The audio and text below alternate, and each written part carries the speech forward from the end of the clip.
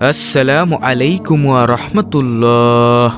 প্রিয় দর্শক, আজকের ভিডিওতে আলোচনা করব লা হাওলা ওয়ালা কুওয়াতা ইল্লা বিল্লাহ।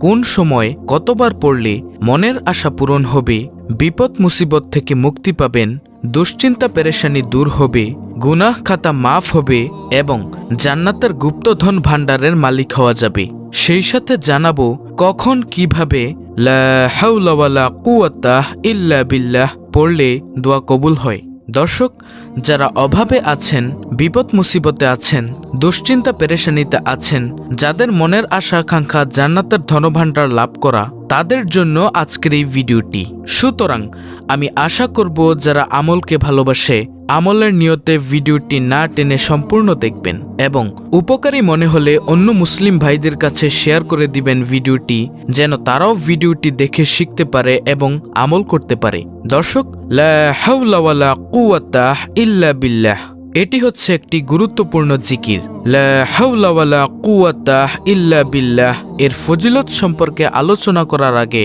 আমরা প্রথমে জেনে নিব জিকিরের ফজিলত ও পুরস্কার সম্পর্কে। মহান আল্লাহ তাআলা পবিত্র কুরআনে বলেন, হে মুমিনগণ, তোমরা আল্লাহকে অধিক পরিমাণে স্মরণ করো এবং সকাল সন্ধ্যায় তার পবিত্রতা ঘোষণা করো। সূরা আহজাব আয়াত 41।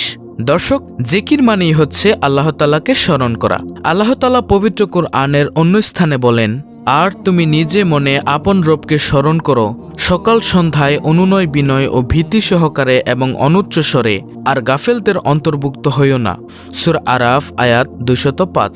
আল্লাহ তাআলা পবিত্র কুরআনের অন্য স্থানে বলেন, অতঃপর যখন তোমরা নামাজ পূর্ণ করবে তখন দাঁড়ানো, বসা ও শোয়া অবস্থায় আল্লাহর স্মরণ করবে। সূরা আন-নিসা আয়াত নং 103। হাদিসে রয়েছে, হযরত আবু মুসা আশআরী রাদিয়াল্লাহু আনহু হতে বর্ণিত আছে, রাসূলুল্লাহ সাল্লাল্লাহু আলাইহি ওয়াসাল্লাম বলেন, যে ব্যক্তি জিকির করে আর যে ব্যক্তি জিকির করে না, তাদের দৃষ্টান্ত হচ্ছে জীবিত ও মৃত ব্যক্তির মতো। সহিহ বুখারী হাদিস নং 6407। দর্শক, জিকির এতই সহজ একটি ইবাদত যার জন্য কোনো নির্দিষ্ট দিন বা সময় নেই। আপনি ইচ্ছা করলে চলতে ফিরতে, উঠতে বসতে, কাজকর্মের ফাঁকে ফাঁকেও এই জিকির করতে পারেন। বিনিময়ে আল্লাহ তাআলা আপনাকে অসংখ্য পুরস্কার দান করবেন। আল্লাহ তাআলা আপনার উপর সন্তুষ্ট হয়ে যাবেন।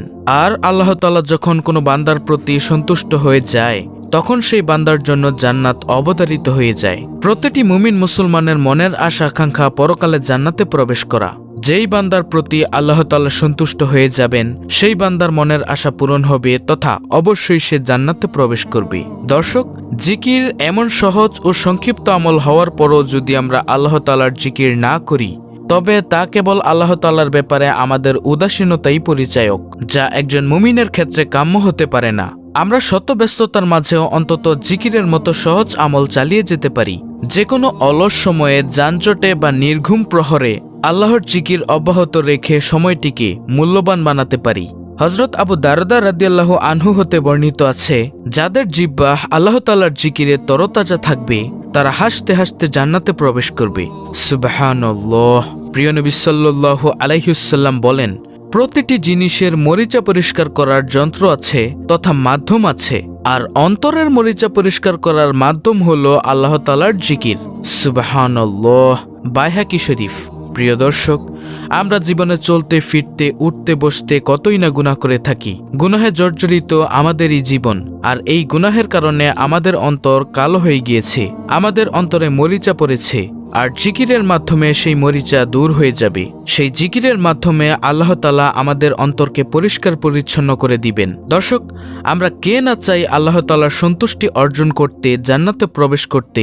আমরা সবাই চাই গুনাহ মাফ করতে, জান্নাতের ধনভাণ্ডারের মালিক হতে, অভাব অনটন থেকে মুক্তি পেতে, দুশ্চিন্তা পেরেশানি থেকে মুক্তি পেতে। যদি লা হাওলা ওয়ালা কুওয়াতা ইল্লা বিল্লাহ এই বাক্যের জিকিরটি বেশি বেশি পরিমাণে করতে পারেন, তাহলে এই একটি জিকিরের মাধ্যমেই আল্লাহ তাআলা আপনার এই সকল সমস্যার সমাধান করে দিবেন, যদি আপনি একনিষ্ঠভাবে আল্লাহ তাআলাকে ডাকেন, আল্লাহ তাআলার কাছে সাহায্য প্রার্থনা করেন।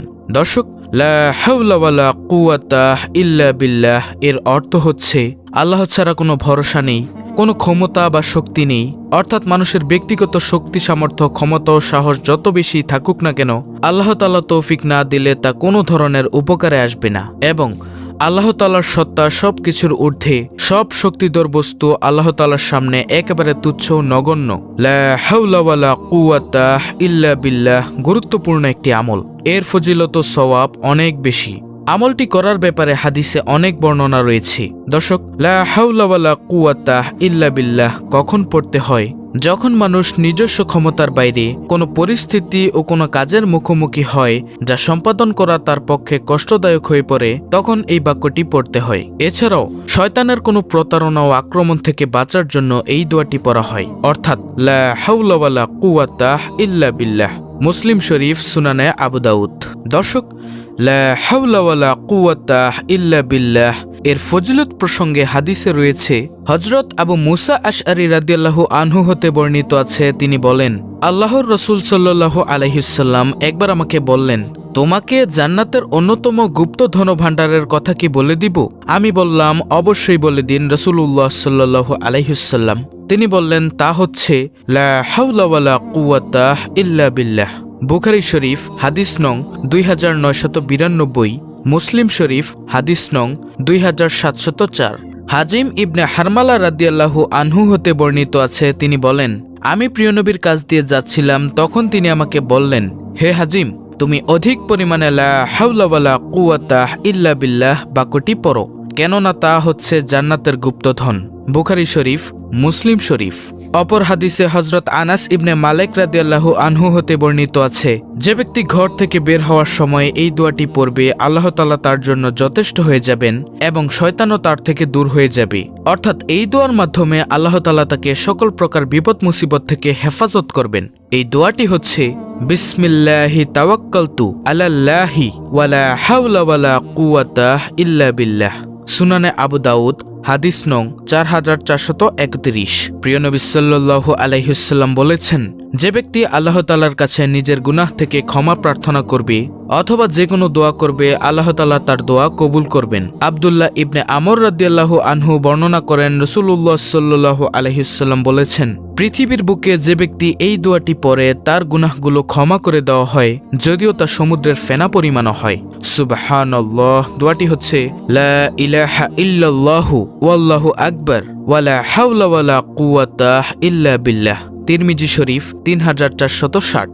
হযরত কায়েস ইবনে সাদ ইবনে ওবায়দাহ রাদিয়াল্লাহু আনহু হতে বর্ণিত আছে, তিনি বলেন, আমি নামাজরত থাকা অবস্থায় প্রিয়নবী আমার কাছ দিয়ে যাচ্ছিলেন, তখন তিনি নিজের পা দিয়ে আমাকে মৃদু আঘাত করে বললেন, আমি তোমাকে কি জান্নাতের দরজাগুলোর একটি দরজা সম্পর্কে জানাবো না? আমি বললাম, জি হ্যাঁ। তিনি বললেন, লা হাওলা ওয়ালা কুওয়াতা ইল্লা বিল্লাহ।